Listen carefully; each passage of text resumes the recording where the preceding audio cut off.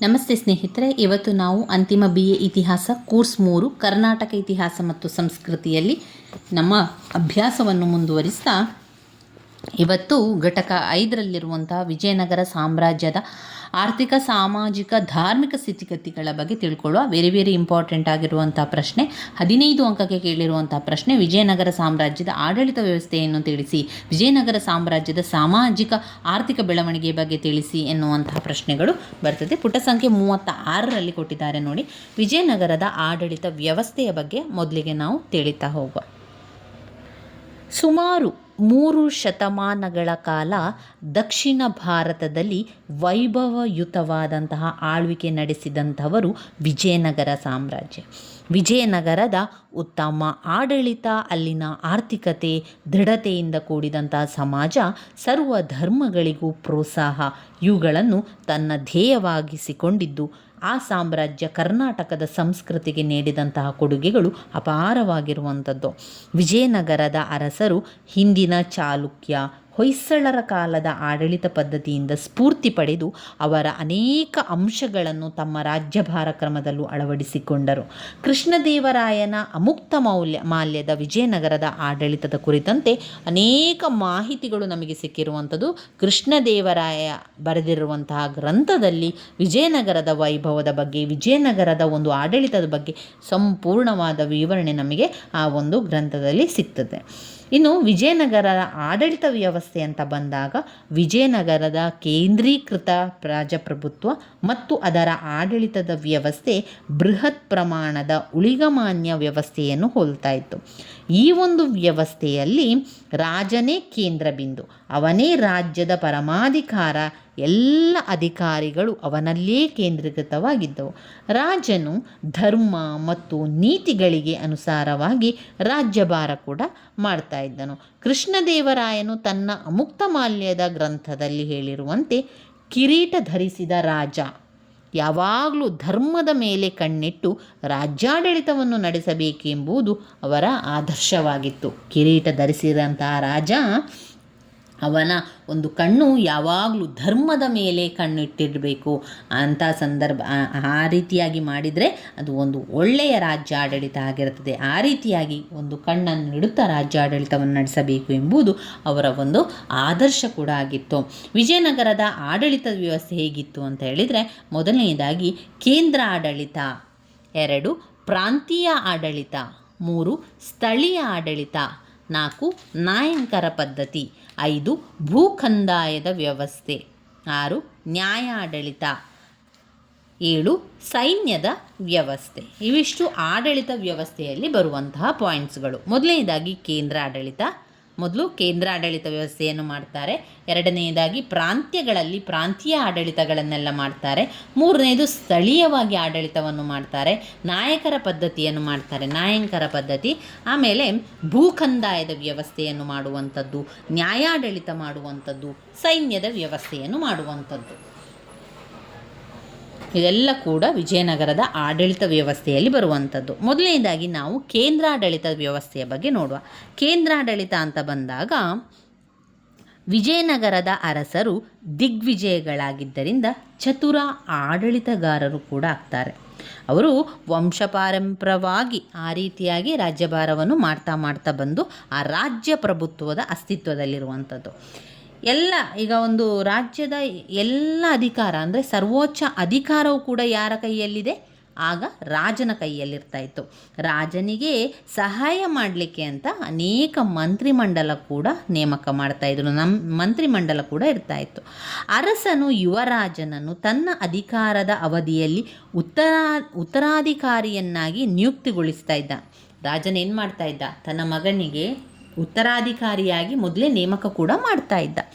ರಾಜನಿಗೆ ಸಹಕಾರ ನೀಡಲು ಮಂತ್ರಿ ಪರಿಷತ್ ವ್ಯವಸ್ಥೆ ಕೂಡ ಇತ್ತು. ಮಹಾಮಂತ್ರಿ, ಮಹಾಪ್ರಧಾನಿ, ಮಹಾಮಂತ್ರಿ, ದಂಡನಾಯಕ, ಮಹಾಸಾಮಂತಾಧಿಕಾರಿ ರಾಜನಿಗೆ ಸಹಾಯ ಮಾಡಲಿಕ್ಕೆ ಇರ್ತಾ ಇದ್ದವರು. ಯಾರೆಲ್ಲ? ಮಹಾಪ್ರಧಾನಿ, ಮಹಾಮಂತ್ರಿ, ದಂಡನಾಯಕ, ಮಹಾಸಾಮಂತಾಧಿಕಾರಿ ರಾಜನಿಗೆ ಸಹಾಯವನ್ನು ಮಾಡ್ತಾಯಿದ್ರು. ಉದಾಹರಣೆಗೆ ಸಾಳುವ ತಿಮ್ಮರಸ ಕೃಷ್ಣದೇವರಾಯನ ಕಾಲದಲ್ಲಿ ಪ್ರಧಾನಮಂತ್ರಿ ಆಗಿದ್ದನು. ಕೃಷ್ಣದೇವರಾಯ ತನ್ನ ಅಮುಕ್ತ ಮೌಲ್ಯದ ಅಲ್ಲಿ ಈ ರೀತಿ ಹೇಳಿಕೊಂಡಿದ್ದಾನೆ, ನಿನ್ನ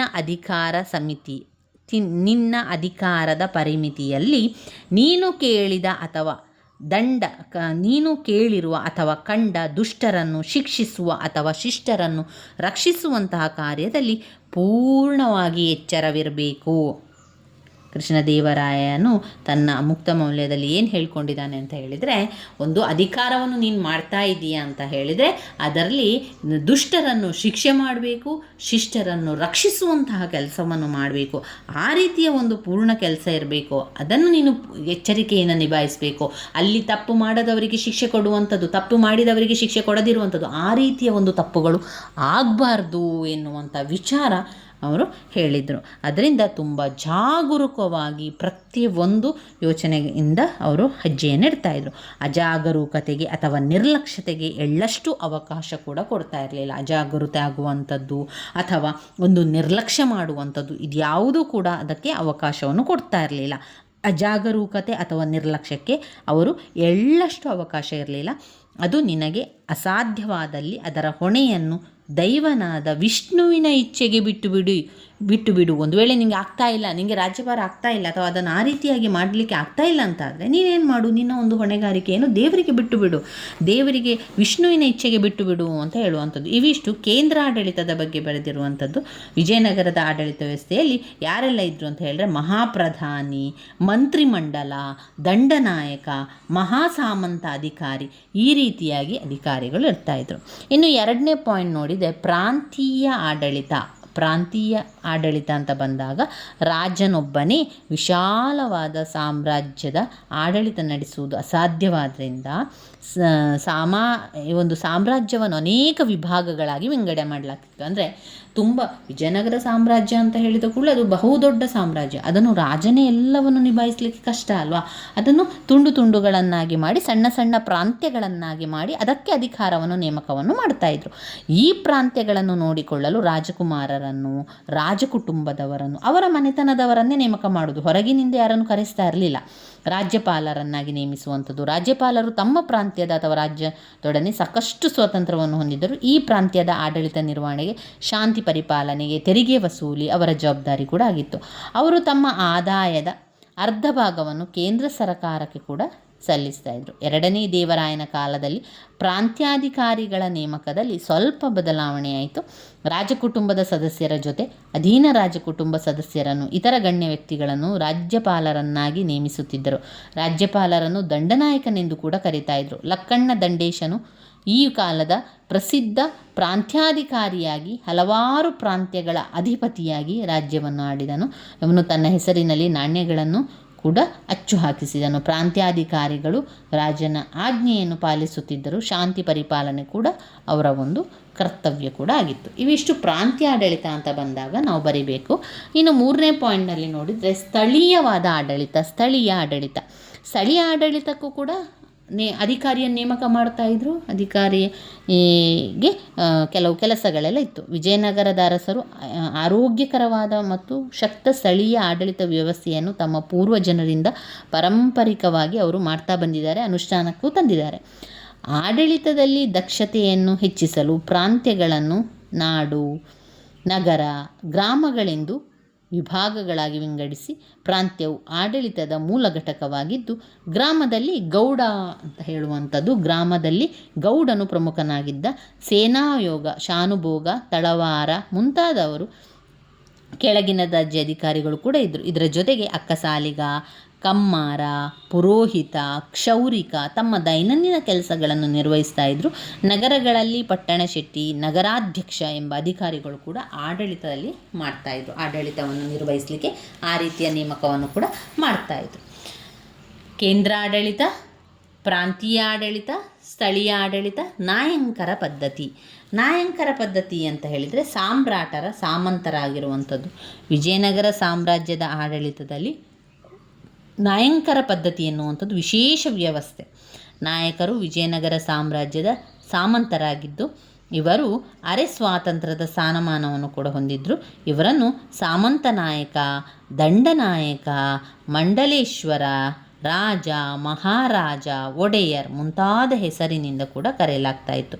ವಿಜಯನಗರದ ಅರಸರು ತಮ್ಮ ದಂಡಯಾತ್ರೆ ಸಂದರ್ಭದಲ್ಲಿ ಗೆದ್ದ ಪ್ರದೇಶಗಳನ್ನು ಆಯಾ ರಾಜನಿಗೆ ಬಿಟ್ಟುಕೊಟ್ಟು ಅವರನ್ನು ಸಾಮಂತರನ್ನಾಗಿ ಮಾಡಿಕೊಂಡು ವಾರ್ಷಿಕವಾಗಿ ಕಪ್ಪ ಕಾಣಿಕೆಗಳನ್ನು ಕೂಡ ಕೊಡ್ತಾಯಿದ್ರು. ಹೀಗೆ ವಿಜಯನಗರದ ಅರಸರ ಸಾರ್ವಭೌಮತ್ವವನ್ನು ಒಪ್ಪಿ ಸಾಮಂತರಾದವರಿಗೆ ರಾಜನು ಭೂಮಿಯನ್ನು ಕೂಡ ಕೊಡ್ತಾಯಿದ್ರು. ಹೀಗೆ ಭೂಮಿ ಪಡೆದವರನ್ನು ನಾಯಕರು ಅಂತ ಕರೆಯಲಾಗ್ತಾಯಿತ್ತು. ಇಂತಹ ನಾಯಕರು ಕೇಂದ್ರಕ್ಕೆ ನಿಗದಿಯಾಗಿದ್ದ ವಾರ್ಷಿಕವಾಗಿ ಇಷ್ಟೇ ಕಂದಾಯವನ್ನು ಕಟ್ಟಬೇಕು, ಅಂದರೆ ಟ್ಯಾಕ್ಸ್ ಕಟ್ಟಬೇಕು ಅಂತ ಹೇಳ್ತಾಯಿದ್ರು. ಕಂದಾಯ ಅವರು ಕೂಡ ಕಟ್ಟಲೇಬೇಕಿತ್ತು. ಅಲ್ಲದೆ ಕೇಂದ್ರ ಬಯಸಿದಾಗ ಸೈನಿಕ ನೆರವು ಕೂಡ ನೀಡಬೇಕಿತ್ತು. ವಿಜಯನಗರದ ಹಬ್ಬ ಮತ್ತು ಪಟ್ಟಾಭಿಷೇಕ ಸಂದರ್ಭಗಳಲ್ಲಿ ಭಾಗವಹಿಸಬೇಕಾಗಿತ್ತು.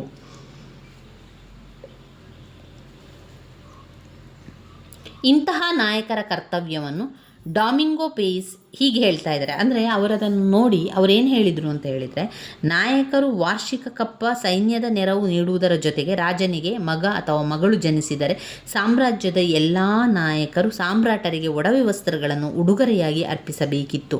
ಅದೇ ರೀತಿ ರಾಜನ ಹುಟ್ಟುಹಬ್ಬದಲ್ಲಿ ಭಾಗವಹಿಸಿ ರಾಜನಿಗೆ ಉಡುಗೊರೆ ಕೊಡಬೇಕಾಗಿತ್ತು ಎಂದಿದ್ದಾನೆ. ಇಂತಹ ನಾಯಕರು ಸಾಮ್ರಾಜ್ಯ ದುರ್ಬಲಗೊಂಡಾಗ ಸರ್ವ ಸ್ವತಂತ್ರರಾಗಿ ವರ್ತಿಸ್ತಾ ಇದ್ರು. ಉದಾಹರಣೆಗೆ ಯಲಹಂಕದ ನಾಡಪ್ರಭು 1ನೇ ಕೆಂಪೇಗೌಡ ಅಚ್ಯುತರಾಯನ ಕಾಲದಲ್ಲಿ ಅವಿಧೇಯತೆಯಿಂದ ನಡೆದುಕೊಂಡು ಶಿಕ್ಷೆಗೆ ಅವಿಧೇಯತೆಯಿಂದ ನಡೆದುಕೊಂಡು ಶಿಕ್ಷೆಗೆ ಕೂಡ ಒಳಗಾಗ್ತಾರೆ. ಈತ ಅಚ್ಯುತರಾಯನ ಅಪ್ಪಣೆ ಇಲ್ಲದೆ ಟಂಕಸಾಲೆಯನ್ನು ಸ್ಥಾಪನೆ ಮಾಡಿದ್ರು.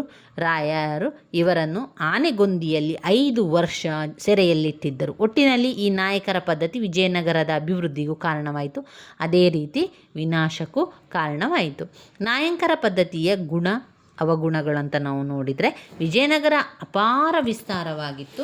ಅದನ್ನು ಒಂದು ಸುವ್ಯವಸ್ಥಿತವಾಗಿ ನೋಡ್ಕೊಂಡು ಹೋಗಬೇಕು, ವ್ಯವಸ್ಥಿತವಾಗಿ ಅದನ್ನು ನಿಯಂತ್ರಣ ಮಾಡಬೇಕು ಎನ್ನುವಂಥ ಒಂದು ಯೋಚನೆ ಇತ್ತು. ಹಾಗೆ ಪ್ರತಿಯೊಬ್ಬ ನಾಯಕನು ತನ್ನ ವ್ಯಾಪ್ತಿಯಲ್ಲಿ ಕಾನೂನು ವ್ಯವಸ್ಥೆಯನ್ನು ನೋಡಿಕೊಳ್ಳುತ್ತಿದ್ದರಿಂದ ಸಾಮ್ರಾಜ್ಯದ ಸಮಗ್ರತೆ ಕಾಪಾಡಲು ಸುಲಭ ಸಾಧ್ಯ ಆಯಿತು.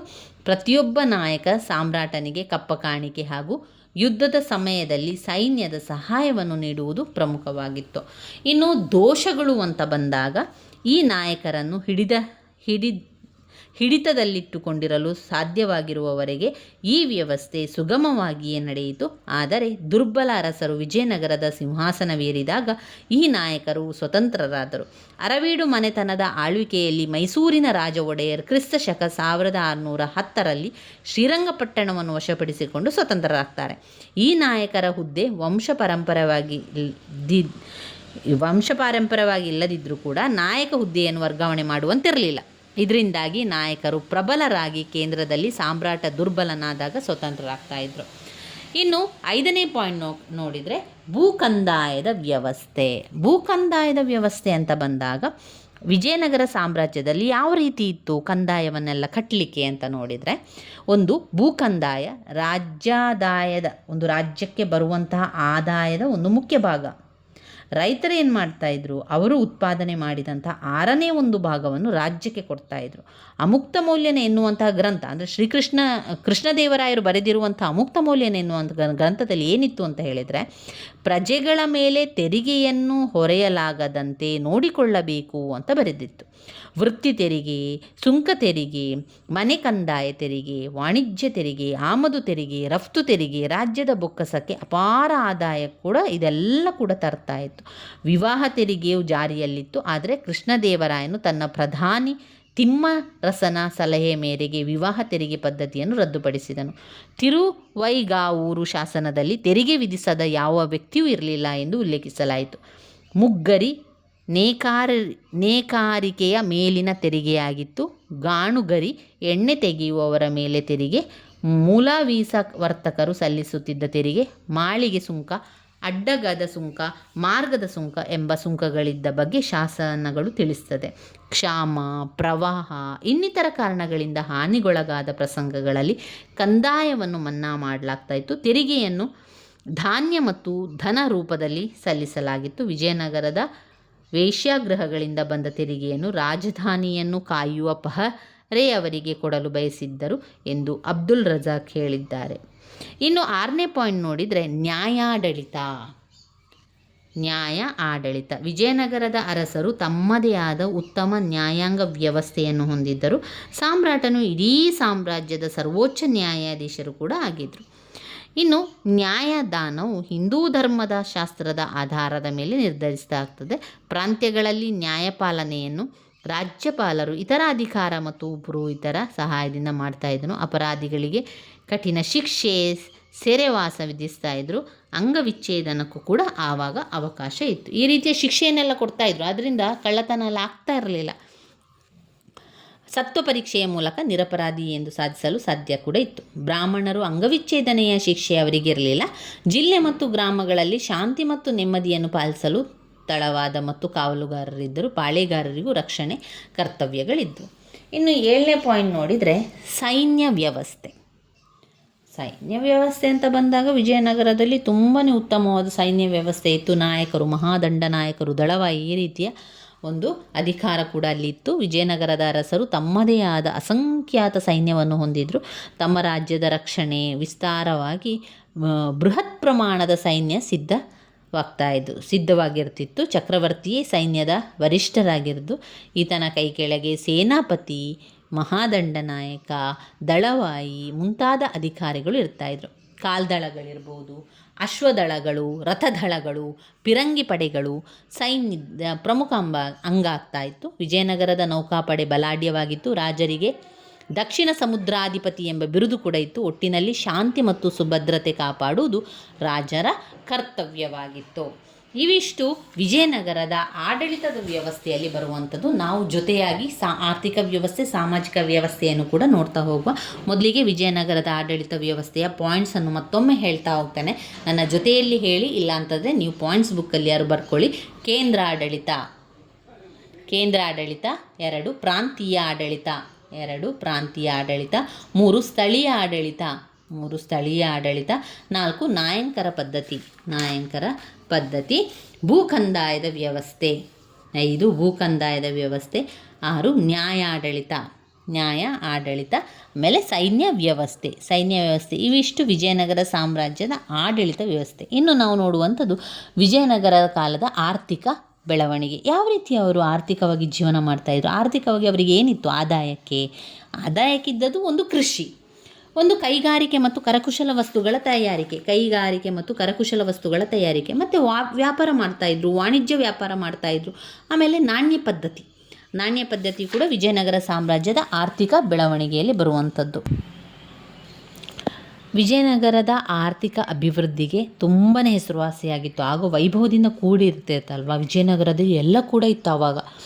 ಆವಾಗ ತುಂಬ ಜನ ವಿದೇಶಿ ಯಾತ್ರಿಕರು ಬರ್ತಾಯಿದ್ರು. ವಿಜಯನಗರದಲ್ಲಿ ನಡೆಸುತ್ತಿದ್ದಂತಹ ವ್ಯಾಪಾರ ಚಟುವಟಿಕೆಗಳು, ಅಲ್ಲಿರುವಂತಹ ಬೆಲೆ ಬಾಳುವ ವಸ್ತುಗಳು, ಮುತ್ತು ರತ್ನಗಳನ್ನು ರಸ್ತೆಯಲ್ಲಿ ಇಟ್ಟುಕೊಂಡು ಮಾರ್ತಾಯಿದ್ರು. ಅಷ್ಟು ಕೂಡ ಏನು ಭಯ ಕೂಡ ಇರ್ತಿರಲಿಲ್ಲ. ಆಮೇಲೆ ವೈಭವದಿಂದ ಕೂಡ್ತಾ ಇತ್ತು.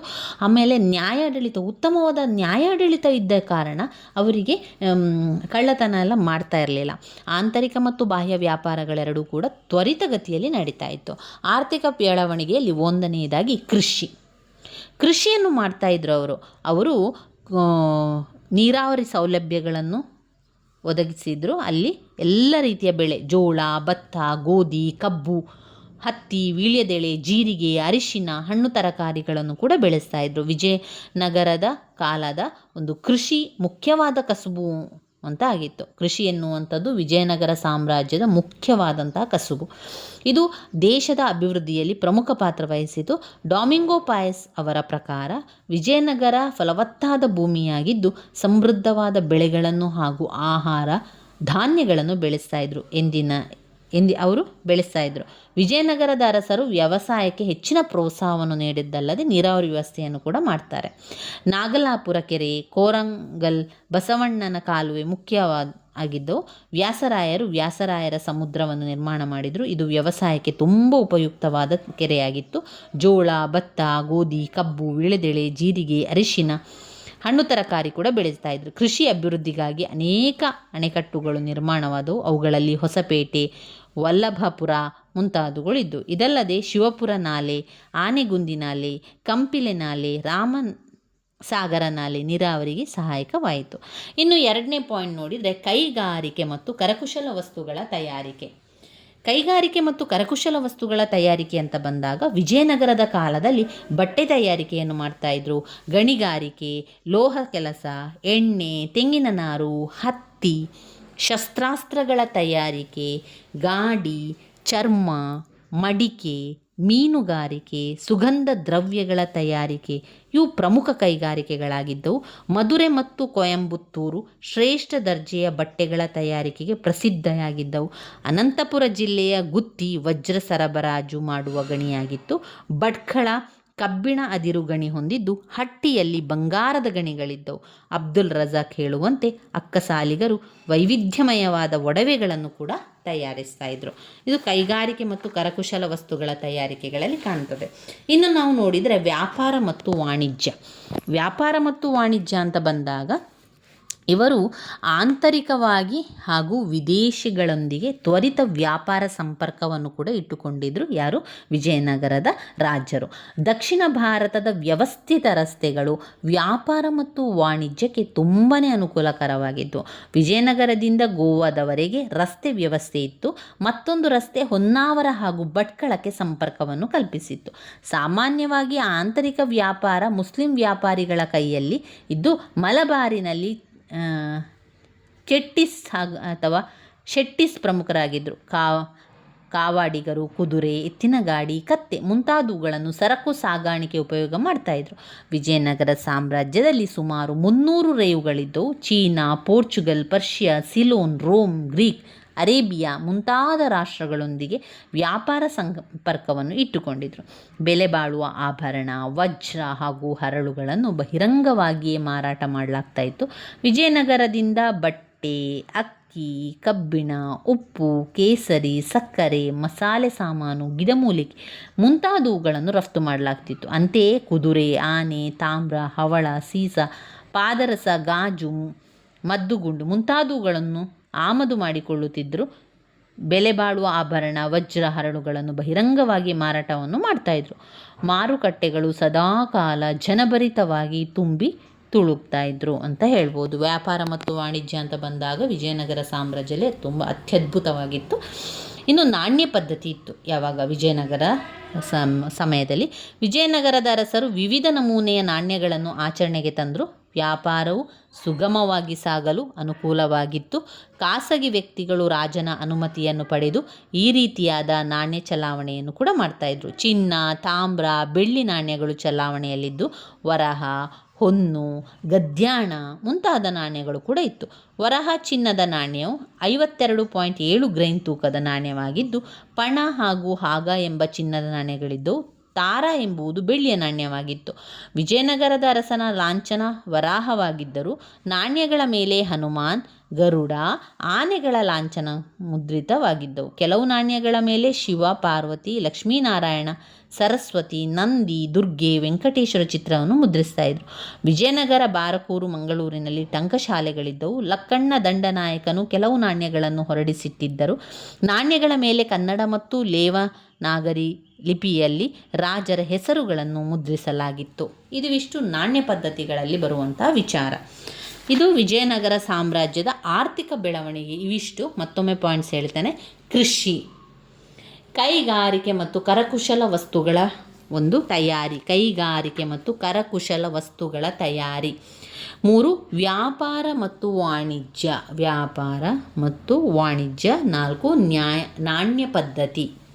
ನಾಣ್ಯ ಪದ್ಧತಿ. ಇನ್ನು ವಿಜಯನಗರ ಕಾಲದ ಸಾಮಾಜಿಕ ವ್ಯವಸ್ಥೆಗಳ ಬಗ್ಗೆ ತಿಳ್ಕೊಳ್ಳೋಣ. ವಿಜಯನಗರ ಕಾಲದಲ್ಲಿ ಸಾಮಾಜಿಕ ವ್ಯವಸ್ಥೆ ಯಾವ ರೀತಿ ಇತ್ತು? 1 ಜಾತಿ ಪದ್ಧತಿ, 2 ಸ್ತ್ರೀಯರ ಸ್ಥಾನಮಾನ, 3 ಸಾಮಾಜಿಕ ಕಟ್ಟುಪಾಡುಗಳು, ಆಹಾರ ಮತ್ತು ಉಡುಪು, ಆಮೇಲೆ ಶಿಕ್ಷಣ. ಅದರಲ್ಲಿ ಧರ್ಮ ಅಂತ ಬಂದಾಗ ವೈದಿಕ ಧರ್ಮ, ಜೈನ ಧರ್ಮ, ಇಸ್ಲಾಂ ಧರ್ಮ, ಕ್ರಿಶ್ಚಿಯನ್ ಧರ್ಮ ಕೂಡ ಅದರಲ್ಲಿ ಬರ್ತದೆ. ಇನ್ನು ವಿಜಯನಗರದ ಸಾಮಾಜಿಕ ವ್ಯವಸ್ಥೆಯ ಬಗ್ಗೆ ತಿಳಿತಾ ಹೋಗುವ. ಮೊದಲನೇದಾಗಿ ಜಾತಿ ಪದ್ಧತಿ. ವಿಜಯನಗರ ಕಾಲದ ಸಾಮಾಜಿಕ ಜೀವನ ತುಂಬ ಆಸಕ್ತಿಯಿಂದ ಕೂಡಿತ್ತು. ದೊರಕಿರುವ ಶಾಸನಗಳು ಹಾಗೂ ವಿದೇಶಿಯರ ಬರವಣಿಗೆಗಳು ಆ ಕಾಲದ ಸಮಾಜದ ನೈಜವಾದ ಚಿತ್ರಣವನ್ನು ತಿಳಿಸದೆ ವಿಜಯನಗರ ಕಾಲದ ಸಮಾಜದ ಮೇಲೆ ಮುಸ್ಲಿಮರ ದಾಳಿಗಳು ವ್ಯಾಪಕ ಪರಿಣಾಮಗಳನ್ನು ಉಂಟು ಮಾಡಿದ್ದವು. ಇದರಿಂದ ಹಿಂದೂ ಸಮಾಜವನ್ನು ಸಂಘಟಿಸುವುದು ಅನಿವಾರ್ಯವಾಯಿತು. ಮೊದಲನೇದಾಗಿ ಜಾತಿ ಪದ್ಧತಿ. ವಿಜಯನಗರದ ಕಾಲದಲ್ಲಿ ಸಾಮಾಜಿಕ ವ್ಯವಸ್ಥೆ ಧರ್ಮ, ಜಾತಿ, ವೃತ್ತಿ ಆಧಾರಿತ ವರ್ಗಗಳಾಗಿದ್ದವು. ಈ ಕಾಲದ ಸಮಾಜ ಮಾನವನ ಕುಲದ ವೈವಿಧ್ಯತೆಯನ್ನು ಪ್ರತಿಬಿಂಬಿಸುವ ಚಿತ್ರ ಶಾಲೆಯಂತಿತ್ತು. ಆ ಕಾಲದ ಸಮಾಜ ಮಾನವ ಕುಲದ ವೈವಿಧ್ಯತೆಯನ್ನು ಪ್ರತಿಬಿಂಬಿಸುವ ಒಂದು ಚಿತ್ರಶಾಲೆ ಇತ್ತು. ವಿಜಯನಗರದ ಸಾಮ್ರಾಟರು ಪಡೆದಿದ್ದಂಥ ಹಿಂದೂ ಧರ್ಮದ ರಕ್ಷಕರೆಂಬ ಬಿರುದು ಇವರು ಹಿಂದೂ ಧರ್ಮವನ್ನು ಸಂಘಟಿಸುವಲ್ಲಿ ಹಾಗೂ ಪುನರ್ಜೀವನಗೊಳಿಸುವಲ್ಲಿ ಆಸಕ್ತರಾಗಿದ್ದರೆಂದು ತಿಳಿದು ಬರುತ್ತದೆ. ಚತುರ್ವರ್ಣಗಳಲ್ಲದೆ ವೀರಶೈವ, ಜೈನ, ಮುಸ್ಲಿಂ, ಕ್ರೈಸ್ತ ಜನಾಂಗಗಳು ಇದ್ದವು. ವೇದಾಧ್ಯಯನ, ಯಾಗ, ಪುರೋಹಿತ್ಯ ಬ್ರಾಹ್ಮಣರ ಕರ್ತವ್ಯಗಳಾಗಿದ್ದು, ಕ್ಷತ್ರಿಯರು ಸೇನಾಪತಿಗಳಾಗಿ, ಸೈನಿಕರಾಗಿ ಆಡಳಿತದ ವಿವಿಧ ಕ್ಷೇತ್ರಗಳಲ್ಲಿ ಸೇವೆ ಸಲ್ಲಿಸ್ತಾ ಇದ್ದರು. ರಾಜಮನೆತನದವರು ಮತ್ತು ಇತರೆ ಕೆಳವರ್ಗದವರು ತಮ್ಮ ಪರಾಕ್ರಮದಿಂದ ಕ್ಷತ್ರಿಯರೆನಿಸಿಕೊಂಡಿದ್ದರು. ಸಾಲೆ ತೊರೆಯವರ ಪ್ರಕಾರ ವಿಜಯನಗರದ ಇತಿಹಾಸದಲ್ಲಿ ಕ್ಷತ್ರಿಯರು ಒಂದು ನಿರ್ದಿಷ್ಟ ಜಾತಿಯಾಗಿತ್ತು ಎಂಬುದಕ್ಕೆ ಯಾವುದೇ ಪುರಾವೆ ಸಿಗಲಿಲ್ಲ. ವೈಶ್ಯರು ವ್ಯಾಪಾರ ವ್ಯವಹಾರಗಳಲ್ಲಿ ತೊಡಗಿದ್ರು. ಇವರು ರಾಜ್ಯ ಆಡಳಿತದಲ್ಲಿ ಉನ್ನತ ಸ್ಥಾನವನ್ನು ಕೂಡ ಹೊಂದಿದ್ರು. ವೈಶ್ಯರು ವ್ಯಾಪಾರಿ ಸಂಘಗಳನ್ನು ಕಟ್ಟಿ ಸಾಮ್ರಾಜ್ಯದ ಉದ್ದಗಲಕ್ಕೂ ಅಲೆದು ವ್ಯಾಪಾರ ಮಾಡ್ತಾಯಿದ್ರು. ವೈಶ್ಯರು ಶ್ರೀಮಂತರಾಗಿದ್ದು ವ್ಯಾಪಾರವನ್ನೇ ಮುಖ್ಯ ವೃತ್ತಿಯನ್ನಾಗಿ ಮಾಡ್ತಾಯಿದ್ರು. ಶೂದ್ರರು ಸಮಾಜದಲ್ಲಿ ಕೊನೆಯ ಸ್ಥಾನವನ್ನು ಹೊಂದಿದ್ರು. ಅವರಲ್ಲಿ ಸಂಕೀರ್ಣವಾದ ಹಲವು ಜಾತಿ ಉಪಜಾತಿಗಳಿವೆ. ವಿದ್ಯಾಭ್ಯಾಸ ಇವರಿಗೆ ಲಭಿಸುತ್ತಿರಲಿಲ್ಲ. ಆಗ ಸಾಮಾನ್ಯವಾಗಿ ಕೃಷಿ ಕಾರ್ಮಿಕರು, ಗೇಣಿದಾರರು, ನೇಕಾರರು, ಗೊಲ್ಲರು, ಕಂಬಾರರು, ಒಡ್ಡರು ಶೂದ್ರ ವರ್ಗಕ್ಕೆ ಸೇರಿದವರಾಗಿದ್ದಾರೆ. ಸಾಮಾನ್ಯವಾಗಿ ಅವಿಭಕ್ತ ಕುಟುಂಬಗಳು ರೂಢಿಯಲ್ಲಿದ್ದವು. ಕುಟುಂಬದ ಮುಖ್ಯಸ್ಥರು ಕುಟುಂಬದ ಗುರುತರ ಸ್ಥಾನವನ್ನು ಕೂಡ ಹೊಂದಿರುವಂಥದ್ದು. ಎರಡನೇ ಪಾಯಿಂಟ್ನಲ್ಲಿ ಸ್ತ್ರೀಯರ ಸ್ಥಾನ. ಯಾವ ರೀತಿ ಇತ್ತು ಸ್ತ್ರೀಯರ ಸ್ಥಾನ ಆಗಿನ ಕಾಲದಲ್ಲಿ? ಸಮಾಜದಲ್ಲಿ ಸ್ತ್ರೀಯರು ಗೌರವ ಸ್ಥಾನವನ್ನು ಹೊಂದಿದ್ದರು. ಉಚ್ಚ ಕುಲದ ಸ್ತ್ರೀಯರು ಶಿಕ್ಷಣ, ಸಂಗೀತ, ನೃತ್ಯ, ಸಾಹಿತ್ಯ ಕ್ಷೇತ್ರಗಳಲ್ಲಿ ಪ್ರವೀಣರಾಗಿದ್ದರು. 1ನೇ ಬುಕ್ಕನ ರಾಣಿ ತಿರುಮಲಾಂಬೆಯು ವರದಾಂಬಿಕಾ ಪರಿಣಯಂ ಎಂಬ ಕೃತಿ ರಚಿಸಿದ್ದಾಳೆ. ಕುಮಾರ ಕಂಪನ ರಾಣಿ ಗಂಗಾದೇವಿಯು ಮಧುರಾ ವಿಜಯಂ ಎಂಬ ಗ್ರಂಥವನ್ನು ಬರೆದಿದ್ದಾರೆ. ಕೃಷ್ಣದೇವರಾಯ, ಅಚ್ಯುತರಾಯ, ರಾಮರಾಯರು ತಮ್ಮ ಅರಮನೆಯ ಸ್ತ್ರೀಯರಿಗೆ ಶಿಕ್ಷಣ, ಸಂಗೀತ, ನೃತ್ಯಗಳನ್ನು ಕಲಿಸಲು ಅನೇಕ ವಿದ್ವಾಂಸರುಗಳನ್ನು ನೇಮಕ ಮಾಡಿಕೊಂಡಿದ್ದರೆಂದು ತಿಳಿಯಬಹುದು. ಗಣ್ಯ ವರ್ಗದ ಸ್ತ್ರೀಯರಲ್ಲಿ ಸತಿ ಸಹಗಮನ ಪದ್ಧತಿ ಇತ್ತೆಂದು ತಿಳಿದು ಬರುತ್ತದೆ. ಹೆಣ್ಣು ಮಗುವಿನ ಜನನವನ್ನು ಎಲ್ಲರೂ ತಿರಸ್ಕಾರ ಮನೋಭಾವದಿಂದ ನೋಡ್ತಾ ಇದ್ರು. ಆದರೆ ತರುವಾಯ ಅವರಿಗೆ ಮುಖ್ಯವಾಗಿ ಪುರುಷರಿಗೆ ಸಮಾನವಾದ ಕೆಲವು ಹಕ್ಕುಗಳನ್ನು ನೀಡಲಾಗ್ತಾ ಇತ್ತು. ಆರ್ಥಿಕವಾಗಿ ಸ್ತ್ರೀಯರು ಸ್ವತಂತ್ರವಾಗಿಲ್ಲವಾದರೂ ಕೆಳವರ್ಗದ ಸ್ತ್ರೀಯರು ಪುರುಷರೊಂದಿಗೆ ಕೃಷಿ, ಪಶುಪಾಲನೆ ಕೃತ್ಯದಲ್ಲಿ ಭಾಗವಹಿಸ್ತಾ ಇದ್ರು. ಇನ್ನು 3ನೇ ಪಾಯಿಂಟ್ ನೋಡಿದರೆ ಸಾಮಾಜಿಕ ಕಟ್ಟುಪಾಡು. ತುಂಬ ಕಾಲದ ಹಿಂದೆ ಸಾಮಾಜಿಕ ಕಟ್ಟುಪಾಡುಗಳೆಲ್ಲ ನಡೀತಾ ಇತ್ತು. ಯಾವುದದು ಸಾಮಾಜಿಕ ಕಟ್ಟುಪಾಡು ಅಂತ ಹೇಳಿದರೆ ಜಾತಿ ಪದ್ಧತಿ, ಬಾಲ್ಯ ವ್ಯವಸ್ಥೆ, ಸತಿ ಪದ್ಧತಿ, ಇನ್ನು ವೇಶ್ಯವೃತ್ತಿ, ದೇವದಾಸಿ ಪದ್ಧತಿ ಅದೆಲ್ಲ ಕೂಡ ಅನುಷ್ಠಾನದಲ್ಲಿದ್ದು ಅದೆಲ್ಲ ಒಂದು ಪಿಡುಗು, ಸಾಮಾಜಿಕ ಕಟ್ಟುಪಾಡು ಅಂತ ಹೇಳ್ಬೋದು. ದಕ್ಷಿಣ ಭಾರತದಲ್ಲಿ ದೇವದಾಸಿ ಒಂದು ಸಾಮಾನ್ಯ ಅಂಗವಾಗಿದ್ದು ಇವರು ದೇವಸ್ಥಾನದ ಒಂದು ಭಾಗವಾಗಿ ಭೋಗದ ವಸ್ತುಗಳಾಗಿ ಮಾರ್ಪಾಡುತ್ತಿದ್ದವು. ಅಬ್ದುಲ್ ರಜಾಕ್ ಎಂಬ ವಿದೇಶಿ ಯಾತ್ರಿಕನು ವೇಶ್ಯಾವಾಟಿಕೆಯ ಬಗ್ಗೆ ಮಾಹಿತಿಯನ್ನು ನೀಡಿದ್ದಾನೆ. ವೇಶ್ಯರು ಕೂಡ ಸಂಗೀತ, ನೃತ್ಯ ಕಲಾವಿದರಾಗಿದ್ದರು. ವರದಕ್ಷಿಣೆ ಪದ್ಧತಿಯು ರೂಢಿಯಲ್ಲಿತ್ತು. ವಿಜಯನಗರದ ಕಾಲದ ಜೀತ ಮತ್ತು ಗುಲಾಮ ಪದ್ಧತಿಯು ರೂಢಿಯಲ್ಲಿ ಇತ್ತೆಂದು ಸಾಹಿತ್ಯ ಶಾಸನಾಧಾರಗಳಿಂದ ತಿಳಿದು ಬರ್ತದೆ. ಇಲ್ಲಿ ನಮಗೆ ಬಣಜಿಗರ ಸೇವೆಯಲ್ಲಿ ಅನೇಕ ಗುಲಾಮರಿದ್ದರು. ಸಾಲಗಾರರು ಸಾಲ ರೀತಿಯಲ್ಲಿ ವಿಫಲರಾದರೆ ಅವರು ಸಾಲ ಕೊಟ್ಟವರ ಆಳಾಗಿ ದುಡಿದು ಸಾಲವನ್ನು ತೀರಿಸಬೇಕಾಗಿತ್ತು. ಬಹುಪತಿತ್ವ, ಅಂತರ್ಜಾತಿ ವಿವಾಹ ಅಪರೂಪವಾಗಿತ್ತು. ಕೇವಲ ಅರಸರು ಹಾಗೂ ಪ್ರತಿಷ್ಠಿತ ವ್ಯಕ್ತಿಗಳು ಈ ಪದ್ಧತಿಯನ್ನು ಹೊಂದಿದ್ರು. ಕೃಷ್ಣದೇವರಾಯ ತಿರುಮಲಾಂಬ, ಚಿನ್ನಾದೇವಿ ಹಾಗೂ ಜಗನ್ಮೋಹಿನಿ ಎಂಬ ಹೆಂಡತಿಯರನ್ನು ಹೊಂದಿದ್ರು. ಇನ್ನು ಆಹಾರ ಮತ್ತು ಉಡುಪು, ಅವರಲ್ಲಿ ಬರುವಂಥ ಆಹಾರ ಮತ್ತು ಉಡುಪು ಅಂತ ಬಂದಾಗ ವಿಜಯನಗರ ಕಾಲದ ಜನರು ಸಸ್ಯಾಹಾರಿ ಹಾಗೂ ಮಾಂಸಾಹಾರಿಗಳಾಗಿದ್ದವು. ಶ್ರೀಮಂತರ ಹಾಗೂ ಮಹಾರಾಜರುಗಳು ಮಾಂಸಾಹಾರಿಗಳಾಗಿದ್ದರೆ ಬ್ರಾಹ್ಮಣರು ಮತ್ತು ಜೈನರು ಸಸ್ಯಾಹಾರಿಗಳಾಗಿದ್ದರು. ಇವರ ಕಾಲದಲ್ಲಿ ಪುರುಷರು ಮತ್ತು ಸ್ತ್ರೀಯರು ತಮ್ಮದೇ ಆದ ಉಡುಗೆ ತೊಡುಗೆಗಳನ್ನು ಧರಿಸ್ತಾ ಇದ್ದರು. ಗಂಡಸರು ಧೋತಿ, ಶರ್ಟು, ಉತ್ತರೀಯವನ್ನು ಧರಿಸ್ತಾ ಇದ್ದರು. ಹೆಂಗಸರು ಸಾಮಾನ್ಯವಾಗಿ ಸೀರೆಯನ್ನು ಉಡ್ತಾ ಇದ್ದರು. ಗಂಡಸರು ಕತ್ತಿನ ಸರ, ಉಂಗುರ, ಕಿವಿಯೋಲೆ ಅದನ್ನೆಲ್ಲ ಧರಿಸ್ತಾ ಇದ್ರು. ಸಾಮಾನ್ಯವಾಗಿ ಹೆಂಗಸರು ಏನು ಮಾಡ್ತಾಯಿದ್ರು, ತುಂಬಾ ಲೋಹಗಳಿಂದ ತಯಾರಿಸಿದ ಆಭರಣಗಳನ್ನೆಲ್ಲ ಬಳಸ್ತಾ ಇದ್ರು. ಒಡ್ಯಾಣ, ಬಳೆ, ಕತ್ತಿನ ಸರ, ಮೂಗುಬೊಟ್ಟು ಈ ರೀತಿ. ಹಬ್ಬ ಹರಿದಿನಗಳಲ್ಲಿ ಉದಾಹರಣೆಗೆ ದೀಪಾವಳಿ, ಹೋಳಿ, ಮಹಾನವಮಿಗೆ ವಿಶೇಷ ಉಡುಗೆ ತೊಡುಗೆಗಳನ್ನು ಕೂಡ ಧರಿಸ್ತಾ ಇದ್ರು. ಇನ್ನು